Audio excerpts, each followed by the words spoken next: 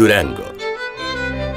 Durango bailara eder batean dago, mendiz inguratuta, Urkiolako Parke Naturaletik eta Anboto mendilerroko gailurretatik hurbil, aukeraz betetako ingurune natural berdingabean.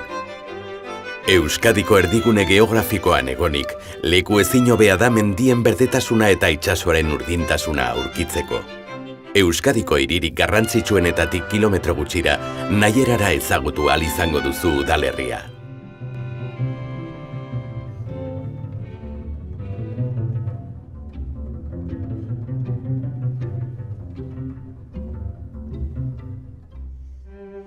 Aurrez aurre, Santa Ana Plaza, hiribilduko tokiik zahar eta dotoreenetakoa. Durango izena 11. mendean agertzen da dagoeneko, hiribilduaz baino eskualde zabalago batez aritzeko.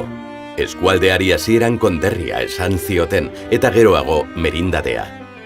Aurrean Santa Ana arkua nabarmen ageri zaigu, antzinako esparru esitua gogorarazten digun arrasto altxatu bakarra. 1754 lana da, baina hau ez da bere jatorrizko kokalekua. Zalantzarik gabe Santa Ana Plaza Durangoren bihotza da. Bertoko esparru bikainean, 3 egunetan zehar, nekealdi bizidunak bizia hartzen du, Durangarrek aste santuan beti gogo bizi zantzeztuta.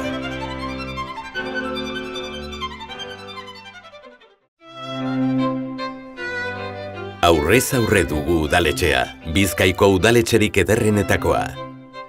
Baina erreparat diezaiogun, lehenik lurreko plakari. Hiribilduaren 1857ko planoa da Koellok egindakoa Erdi Arora garamatzana.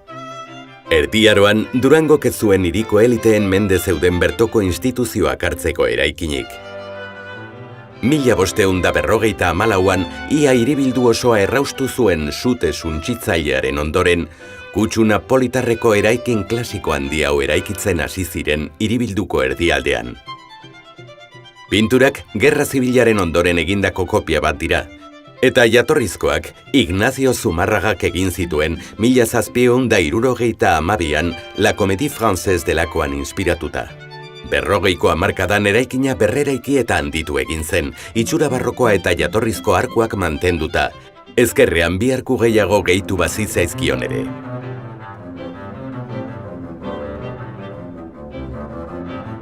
Harresi barrua txiki geratu zen laster. Handitzeko lanak egin ziren, atzealdeko hortuak kendu ziren eta orubeak banandu ziren, biztanleriaren hazkundea jasan ahal izateko.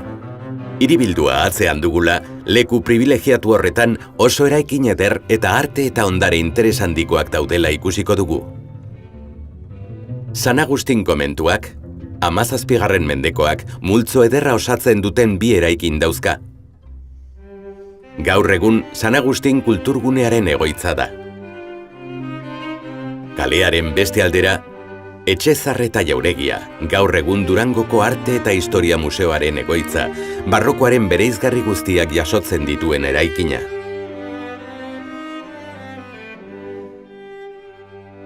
Fatxada nagusian eguzki erlojuaren xehetasuna ikus dezakegu.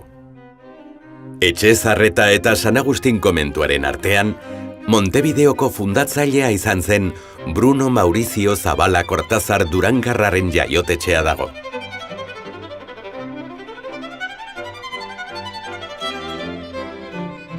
Egungo Durangoren bihotza den Ezkurdi plazan gaude, bertoko iturri neobarrokoaren ondoan. 19. mendearen amaieratik aurrera, bertoko burgesiak eraikin historizista eta erregionalista ederrak eraiki zituen, garai bateko erregebide izandako Zumalakarregi kalera begira. Geldi gaitezen Erdi Aroko gerlarien, errenazimentuko logien eta leio poligonal ingelesaren nahasmasa erakusten digun fatxadan. Teodoro Arozenaren etxea da, 1922an Mario Kaminok eta Diego de Basterrak egindakoa. Ezkerretara dagoen urrengoa, 2 isurkiko estalkia duena, Pedro Gimonek, Euskal Baserria goratu zuen arkitektoak egin zuen urte haietan. Aldamenekoa, Casto de Zabala, Gorbeiako lehen gurutzearen egilearena da. Bere begiratokiak nabarmentzen dira bizitza burgesaren ikur. Fray Juan de Zumarragari egindako monumentua 1949an eraiki zen, Mexikoko arpidetza publikoaren bitartez. Atzealdeko inskripzio batek haren bizitzaren ikuspegia ematen digu. Orain, hiribildura sartzeko beste ate batean gaude. Zehazki, Uribarriko Andramariren basilikaren aurrean. Iturrien arabera, hauxe da Isabel Katolikoak hiribildura sartzeko erabili zuen sarrera, Joana Alaba Zaharrenarekin 1483an, foruak zin egin ondoren hiribilduko zubirik zaharrenetako batean, orain gauden tokian, hiribilduko harresietan orduan zeuden 5 ateetako giltza urreztatuak jaso ondoren.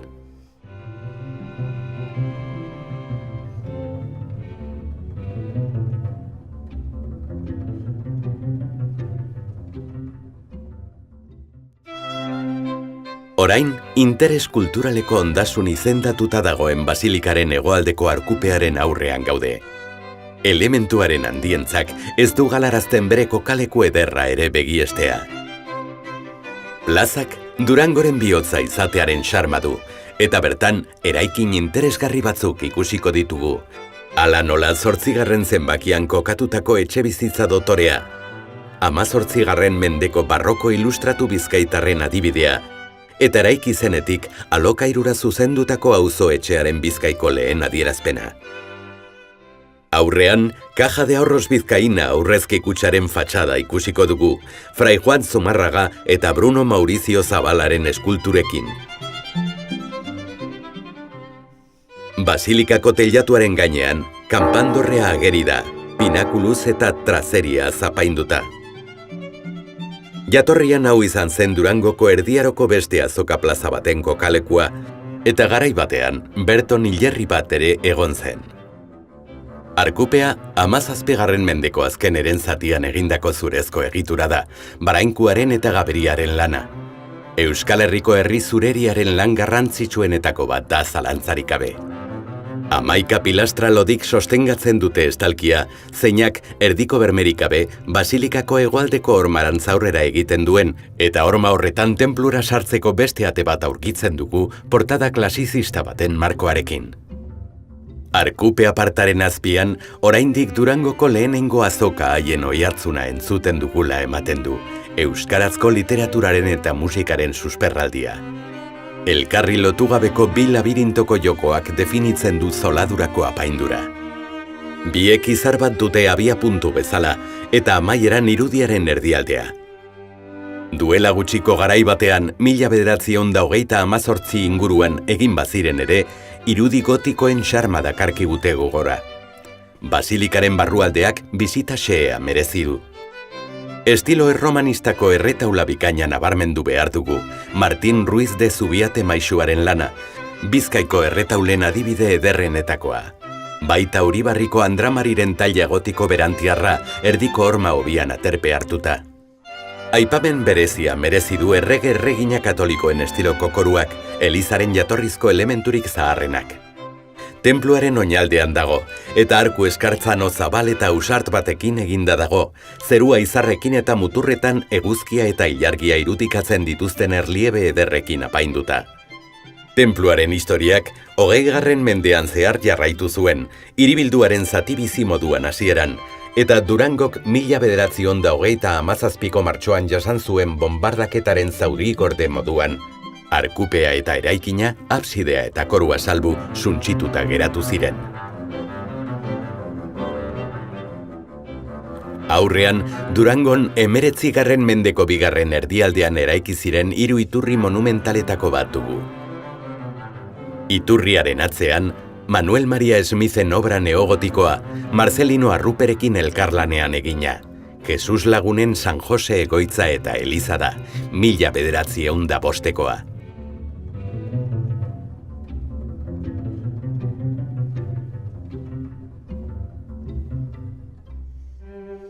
Gure ondoan, Gurutze Santuaren ermita ikusiko dugu.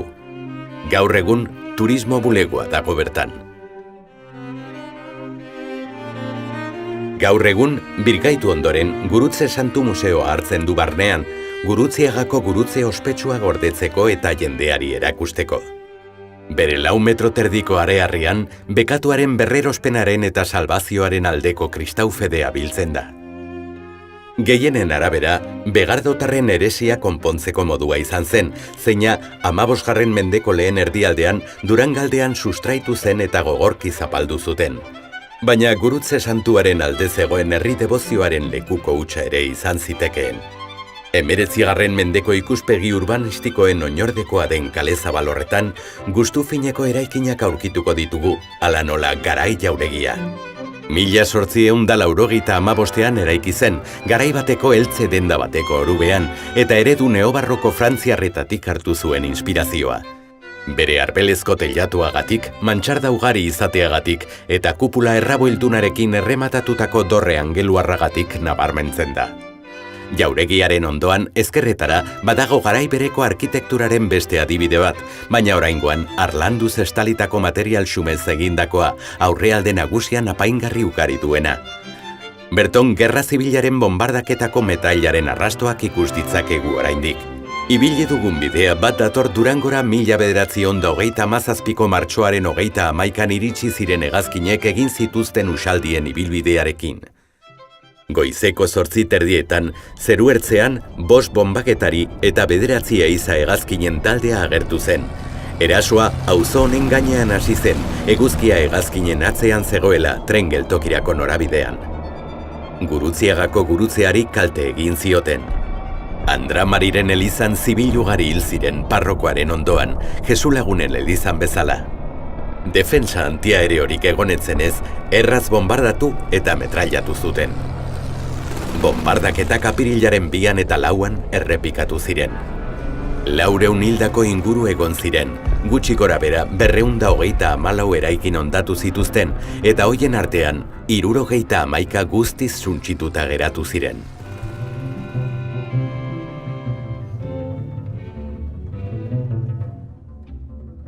Kalebarriako hasieran jarriko gara. Hemendik metro gutxira liburutegia dago. Eraikin neoklasiko eta soila da. Martin Etxaburuk 1826an trazatua mutilen eskola izateko. 4 urte geroago, neskak ere hartzeko moldatu zen. Ordu arte, eskola udaletxean bertan zegoen.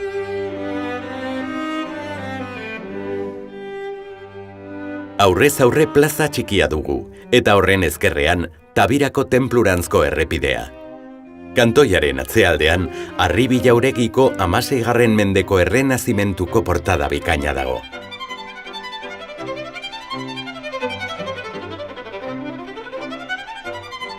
Aurrean, hirigintza irregularragoa eta festarako gune batez hitz egiten digun monumentu bat. Errepara diezaiogun orain eskulturari. Zezenak dira du izena, udalerriko jaien artean gehien sustraituta dauden San Faustoetako tradizioa, urriaren 13an ospatzen dena. Zezen bat askatzen da Alde Zaharreko kaleetan, lepoari lotuta soka bat duela, Santana plazaraino eramateko. Tradizioak 400 urte baino gehiago ditu. Plazatxoko iturrirantz aurrera egin eta eskuinetara, Lejartza Jauregiko beiraz hornitutako begiratokiak deigarri gertatuko zaizkigu. Etxabea, 17. mendeko zutabe klasizistak dituena, espazio arkupedun ederra izan zen, eta geroago arresi basu batek eta 19. mendeko gelek zati batean itxi zuten. Eskeko ordenek hori bezalako arresiz kanpoko tokiak aukeratu zituzten beren komentuak eraikitzeko. Ulertzen da, beraz, hiribilduaren kanpotik Errebalori Gurutziagakoarekin lotzen duen kalea, komentuen kalea edo komentu kale izenaz ezagutzea. Jauregiaren aurrean duguna, emakumezkoen San Francisco komentua da. Udalerriko zaharrena da, 1489 urte inguruan sortu baitzen. Portada eta elizako dorretxoa, 19. mendearen amaieran, Martin Guridik eta Garamendik eraikitakoak, Bizkaiko errebibalismo neorromantikoaren adibide interesgarriak dira. San Antonio ikastetxea Klaratarrek sortu zuten 19. mendearen erdialdean, eta geroago Santa Susana monasterioko serorek sortutako Santa Rita ikastetxearekin lotu zen. Hemendik metro gutxira Euskal Herriko gastronomia eta giroaz gozatu dezakegu. Goiengalen gaude, herriko kale nagusietako batean. Kale honetan jendea elkartzen da konpainia onaz gozatzera, pintxo eta txakolin batez lagunduta. Durangoko kaleetako gastronomian eta giro honean parte hartzera gonbidatzen zaitugu. Durango gainera ostatuen eskaintza zabala du. Durangoko Gran Hotel, Ignacio Maria Smith arkitektoak 1919an egin zuen jauregi bat da, estilo erregionalistakoa, ingeles cottageen eragina duena. Hola jauregi hotela duela gutxi zaharberritu da, eta ostatu modernoa eta tratu pertsonalizatua eskaintzen du. O Camino hotela, juego bolos pentsioa edo errota pentsioa.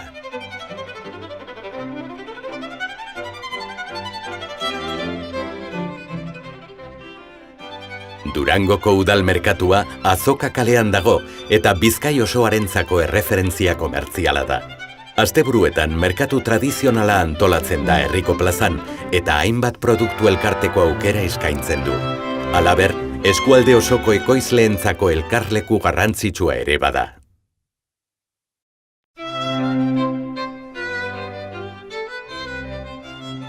Pinondoko errebalean gaude, Durangoko inguru ederrenetako batean, Mañaria ibaiaren ondoan. Inguru honetara erregibidea iristen zen, zeinetik Gaztelako ardo, artile eta zereal preziatuak sartzen ziren. Ibaiaren gainean ikusten dugun hiribilduaren harrizko aramarria, Soberako uraren gainezkabidea da. Ezkerretara, elementurik zaharrena aurkituko dugu. 16. mendearen bukaerako gurutzea.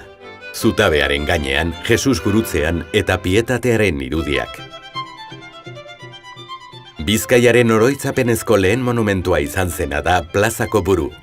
Pablo Pedro Astarloa euskal filologoari eskaini zitzaion eta Bernabe Garamendik eta Serafin Basterrak egin zuten. Valentin Zubiaurre musikaria bertan zela inauguratu zen, Ezkurdi plazan, 1886ko lehenengo euskal jaiak zirelata, eta geroago hemen kokatu zen. Hemendik metro gutxira, 160 urte inguruko Sukoia motzondo handi bat dago, 1982an ebakizena. Inguruari izena eman zion pinuaren oroimenez landatu zen. Gaur egun, haren protagonismoa zubitik hurbil dagoen ginko biloba espezieko zuhaitz batek hartu duela dirudi. Errepidearen beste aldera, 5 zenbakiko etxea, etxe zuria, estilo eklektikokoa, 20. mendearen hasierakoa da. Horren ondoan, Durangorako irteerarantz, Orue etxea, 17. mendeko klasizista, On Carlos erregearen gorte eta guartel nagusia izan zen lehenengo karlistaldian eta jokaleku nabarmena bigarrenean. Landako gunea Azoka gune bat da Durangoko erdian kokatuta. Espazio publikoak punta-puntako azpiegitura eta zerbitzuak ditu, eta edozein motatako ekitaldiak ospatzeko aukera ematen du. 2003an inauguratu zen eta Azokak kultura, musika eta gastronomia ekitaldiak, erakusketak, kontzertuak eta kirol emanaldiak hartzen ditu beste batzuen artean. Abenduan egiten den Durangoko Azoka nabarmentzen da, euskal kulturaren erreferentea. Hainbat egunez Euskal Herriko idazle eta musikariek beren irakurle eta entzuleengana hurbiltzeko aukera dute. Landako gunearen alboan elkartegia dago, Plateruena kafean zokiarekin batera, kultura eta gastronomia eskaintza zabala eskaintzen duena. Tximinia handi bat altxatzen da plazaren erdi-erdian. Antzinako olma fundiziotik geratzen den elementu bakarra da, 1920koa. Inguruan ibilaldi txiki bat eginez, Mikeldiko idoloa ikusi ahal izango dugu. Gure bidearen amaierara iristen ari gara, kondairak eta tradizioak beti Durangoren jatorria kokatu duten lekura. Aitzitik, gaur egun badakigu hori ez zela horrela izan. Gerizpe eta berdetasunezko leku zoragarri honetan, antzinako eraikinek, Erdiaroko Tabirako San Pedro elizak eta Arrosarioko ermitak elkarrizketa orekatua mantentzen dute eskulturen eta arte garaikidearen artean. Tabirako San Pedro eraikina Euskadiko zaharrenen artean kokatzen dute. Gotiko berantiarreko eraikina da, hain zuzen ere Bizkaian ugari erabili izan zen estilokoa. 16. mendeko eraikuntza da, eta 12. mendeko beste eraikin baten jatorrizko kokalekuaren gainean eraiki zen. Eliza zalantzarik gabe benetako museoa da, eta bertara sartzeko gonbita egiten dizuegu. Baina errepara diezaiogun gure inguruneari eta modernotasun espazioa ere dela ikusiko dugu. Pasieran gabiltzala, hainbat eskultura ikusiko ditugu, ala nola Nestor Basterretxearen harrizko 3. hilarria. Gure bidearen amaierara iritsi gara, baina gogoan izan oraindik gauza asko duzula deskubritzeko. Ez galdu aukera, erdu Durangora. Durango gustura, a tu gusto.